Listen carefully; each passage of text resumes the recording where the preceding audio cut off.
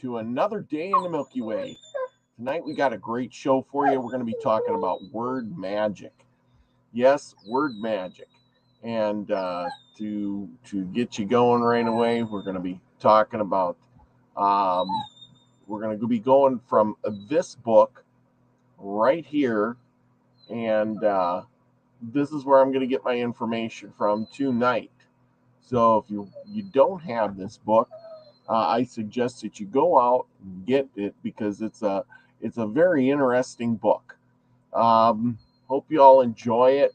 I'm going to take a little bit of sections out of each one, but tonight we're going to be looking at words and spells and things like that. So bear with me, and here we go. We're going to get rid of that. We're going to go back to stop sharing. There we go. Anyway, I want to thank you all for coming tonight. It's a great night. Thank you all for being here. We're going to catch up on this book a little bit. I know I've read out of this book before, but I've marked a few pages in there, and I think it's really important that we go through some of this stuff because of the magic stuff where we're learning. I've been going over a lot of Franz, Bardon, and a few of these other people. And in order to really know the stuff that you're reading or the magic that you're practicing, you got to be in tune with the words that you're speaking. So we're going to kind of go over this a little bit more on the word magic. And I don't have a whole lot of pictures for this, but we're going to try to do something. And so, we're going to get something because people like to have visuals. And what better visual than something like that? Go figure, right? So anyway, word magic. Why words? Words are more powerful than swords. Words are powerful because they carry energy, sound, and frequency, which are some of the building blocks of matter. In addition, they carry information that can be used as knowledge to create or destroy things. When this knowledge is experienced into wisdom, it becomes very powerful and can be used to expand and strengthen a man's consciousness and spiritual power. This is why applied knowledge is power. Did you notice that the term words is an anagram for the term sword? Move the letter S in the term words to the left of the W and you get the term sword. Words are like swords because they can be used to harm and cut you. In a way, words are more powerful than swords because they can harm or heal you in the deepest levels of your being. Did you get that? Wow. Amazing. That is how much a word. It's word, a magic, people. To spiritually understand, and so now we're going to go to the spiritual side. To spiritually understand why words are more powerful than swords, we need to further decipher the Bible. Verse John 1:1. In John 1:1, the King James Bible, it is said that in the beginning was the Word, and the Word was with God, and the Word was God. Esoterically, this verse is talking about the laws, principles, forces, and knowledge of the universe, which can be expressed through words to create worlds. Get that? Words to create worlds. A very important information about King James Bible and other versions of the Bible is that many of the verses are written in allegories. If you don't know what allegories are, look it up.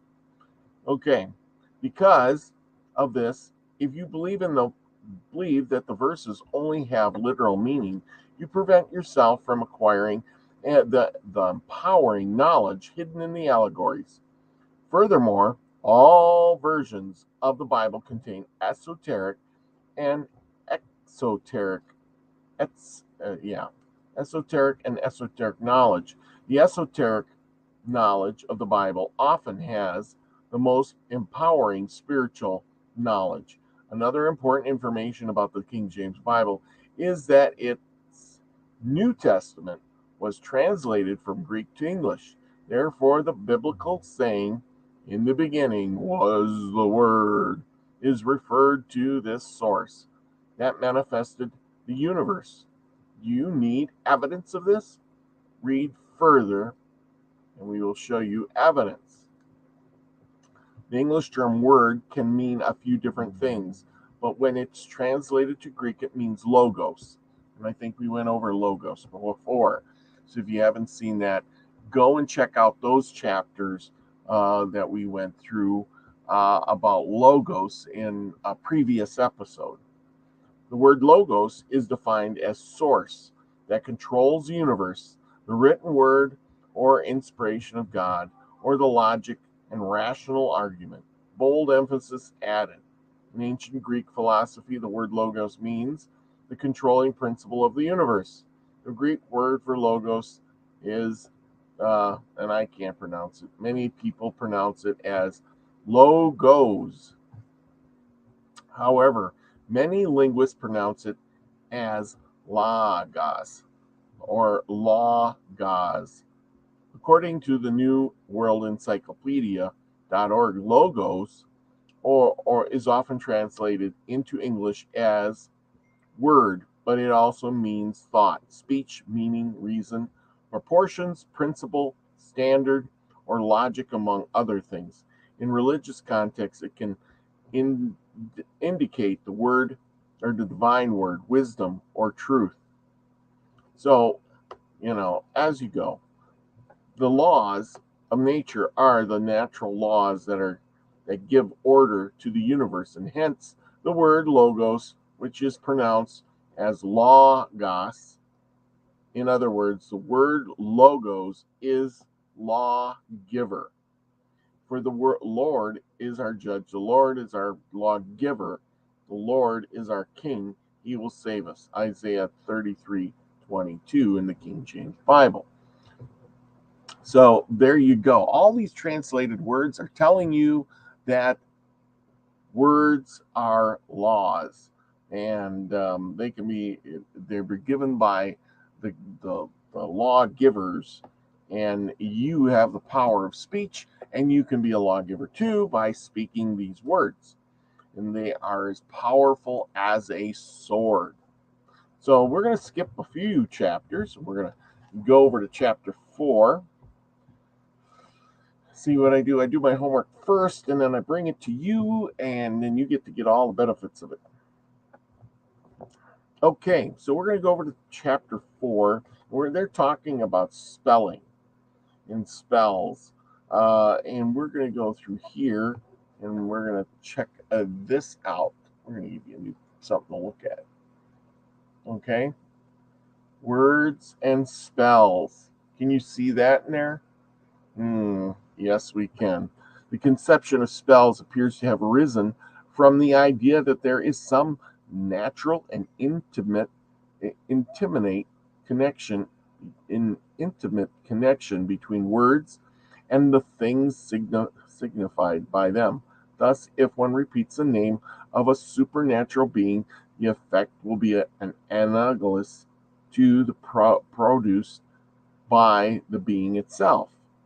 It is assumed that all things are in sympathetic connection and act and react upon one another. Things that have once been in contact continue to act on each other even after the contact has been removed. People in ancient Egypt believed that certain secret names of gods, demigods, and demons unknown to human beings might be discovered and used against them by the discoverer. Wow. Yes, that's right. You get the name of a spiritual being, and you know his name. You can call upon him to do your bidding. Okay, we're going to talk a little bit about this part, the God spell. One of the most popular books that is largely composed of mythical, magical, and historical stories is the Bible. Go figure. Most, if not all, the stories of the Bible are full of myths, legends, parables, riddles, and magic spells. Who would have thought there's magic spells in the Bible? Oh my goodness, people. When these biblical stories are deciphered into knowledge, and the knowledge is used wisely, they can empower people to achieve spiritual freedom and enlightenment.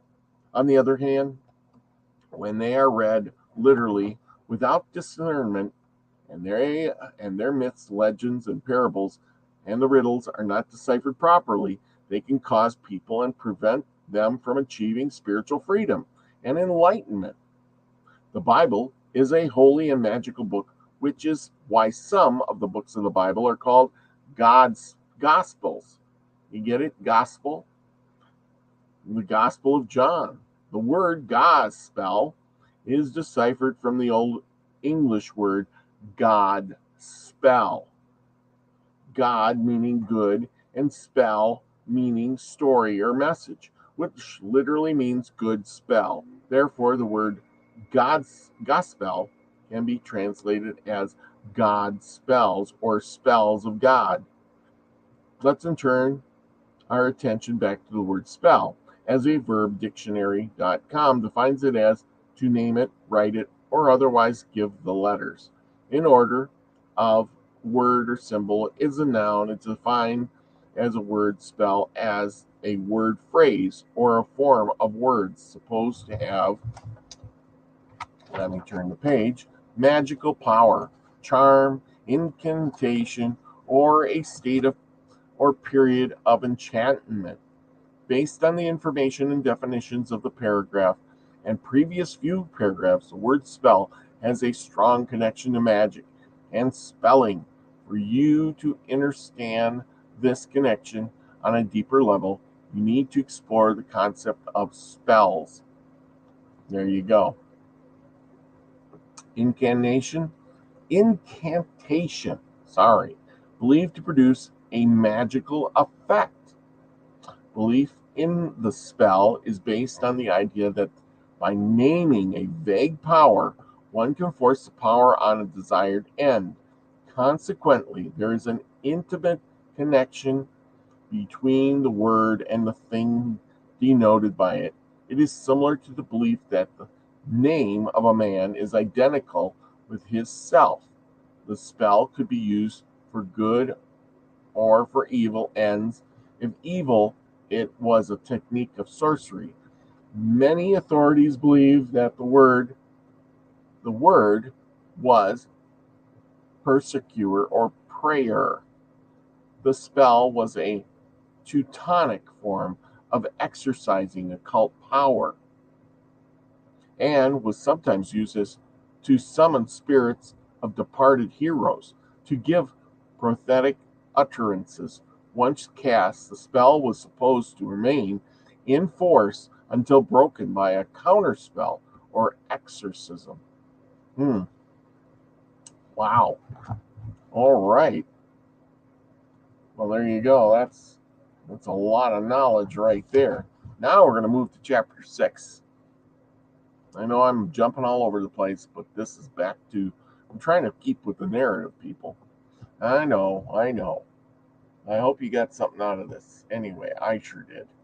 Magic is in you, people. There you go. Remember, magic is in you. Very important information you need to know about the religious system is that it is heavily involved in the art of magic. For example, the Christian religion is heavily based on the teachings of the holy and magic book called the Bible. Notice he said holy and magic book. The magic book. Today we have a magic box in our hands. It's called the telephone. Your smartphone, I should say. But before that, they had a smart book called the Bible. And that was just about as heavy as you could go without having a smartphone.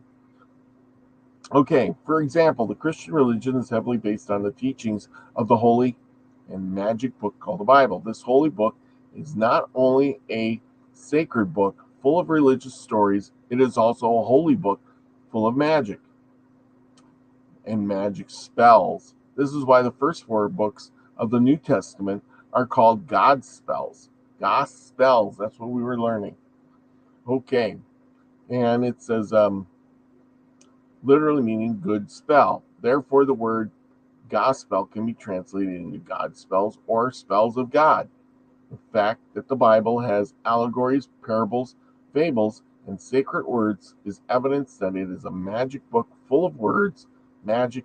Every religion on earth has word magic embedded into its teachings, especially the major religions of the world. If you go to all the different religions, of course they're all magical things. They're trying to put you under their spell. They're all competing to put you under a spell. Well, looky here. Words are our most inexhaustible source of magic. J.K. Rowling. Yes, very well said. It says, consider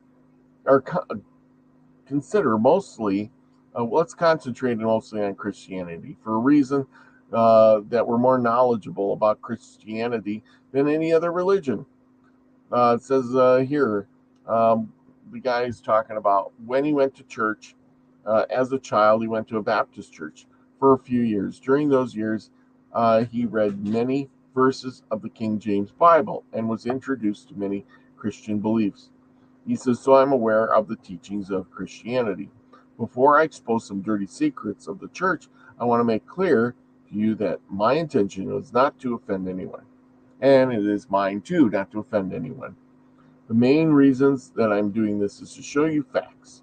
It's all about the facts, people, and keep you aware to show you the facts. It's up to you to accept them as truths. Another reason is increase your awareness, so you are less vulnerable to being manipulated by religious leaders. His intention is not to spread fear, but to inform you on the facts, so that you can become more awake. And same with me. For you to understand how the church system works, you will need to study its history.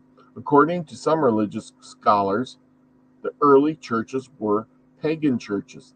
Therefore, their teachings were heavily focused on worshiping a pagan god. In general, paganism is a religion that worships many gods and goddesses and tends to be nature orientated. During the time of the Roman Empire, Christianity was a minority religion, but it soon became popular and spread throughout Rome. The religious movement became so strong that it threatened the Roman religion, which was heavily based on polytheism and paganism. As Christianity became more and more popular, it caused a lot of conflicts between Christians and Romans. Oh yeah, let them boil up and have a war. So Emperor Constantine ordered that the basic principles of the religion, this one of the reasons that many pagan beliefs can be example. Christians and Easter have strong connection to paganism. Most Christians do not know this because the pagan beliefs and stories are encoded into Christianity to prevent Christians, some knowing that their religion is full of pagan beliefs or ideology. Do you need evidence of this? Yes, there's a lot of beliefs and stuff in that. So we're gonna move on to this. It's a word. Okay, why Christians? Christmas is a pagan holiday. We're not going to read that because we all know it's a pagan holiday. We just went through that. It's about the solar worship. Christians, on a deeper level, is a holiday for worshiping a solar deity. Did you know that you're worshiping a solar deity? Hence the Bible verse, John 8:12. Again, Jesus spoke to them, saying, I am the light of the world. Whoever shall follows me will not walk in the darkness, but will have the light of life. Yes, but it says the person named Jesus in the Bible is not really a man with a body made of flesh and blood. Instead, Jesus is the name of a biblical character who represents the light principles and transcribes a man, therefore, into a character. See? So there you go. When the Bible says Jesus is the light of the world, it refers to the sun. The sun lights up the world when it rises in the morning. This is why the Bible talks about Jesus coming in the clouds and wearing the crown of thorns and purple robe. So amazing how those things all get, squished together. So I think, this smells good.